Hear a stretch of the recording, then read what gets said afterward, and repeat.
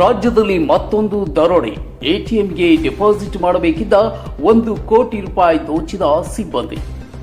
ರಾಜ್ಯದಲ್ಲಿ ದರೋಡೆ ಪ್ರಕರಣಗಳ ರಾಬರಿ ಕೇಸ್ ಮತ್ತೆ ಮರುಕಳಿಸುತ್ತಿದ್ದು, ರಾಜ್ಯ ರಾಜಧಾನಿಯಲ್ಲಿ ಇಂತಹದ್ದೇ ಮತ್ತೊಂದು ಪ್ರಕರಣ ನಡೆದಿದೆ.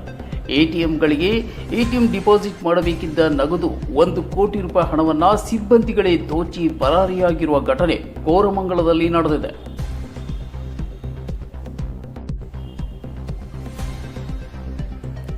ಕೋರಮಂಗಲದಲ್ಲಿರುವ ಆಕ್ಸಿಸ್ ಬ್ಯಾಂಕಿಗೆ ಸೇರಿದ 1 ಕೋಟಿ ರೂಪಾಯಿಗೂ ಅಧಿಕ ಹಣವನ್ನು ವಿವಿಧ ಎಟಿಎಂಗಳಿಗೆ ಡಿಪಾಸಿಟ್ ಮಾಡುವಂತೆ ಕಂಪನಿ ಅಧಿಕಾರಿ ಮಿಥುನ್ ಎಂಬುವರು ಜನವರಿ 19ರಂದು ಸೂಚನೆ ನೀಡಿದ್ದರು.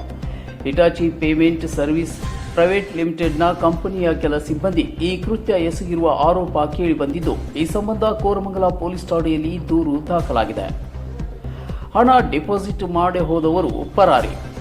ಎಟಿಎಂಗೆ ಹಣ ಡಿಪಾಸಿಟ್ ಮಾಡಲೆಂದು ಕಂಪನಿಯ 2 ಪ್ರತ್ಯೇಕ ತಂಡಗಳಿಗೆ ನಗದು ಹಂಚಿಕೆ ಮಾಡಲಾಗಿತ್ತು. ಪ್ರವೀಣ್, ಧನಶೇಖರ್, ರಾಮಕ್ಕ, ಹರೀಶ್ ಕುಮಾರ್, ಪ್ರವೀಣ್ ಕುಮಾರ್ ಹಾಗೂ ವರುಣ್ ಎಂಬ ಸಿಬ್ಬಂದಿಗಳಿಗೆ ಎಟಿಎಂಗಳಿಗೆ ಹಣ ಹಾಕುವ ಜವಾಬ್ದಾರಿ ನೀಡಲಾಗಿತ್ತು. ಆದರೆ ಆರೋಪಿಗಳು ಎಟಿಎಂಗಳಿಗೆ ಹಣ ಹಾಕದೆ ನಗದೊಂದಿಗೆ ಪರಾರಿಯಾಗಿದ್ದಾರೆಂದು ದೂರು ದಾಖಲಾಗಿದೆ.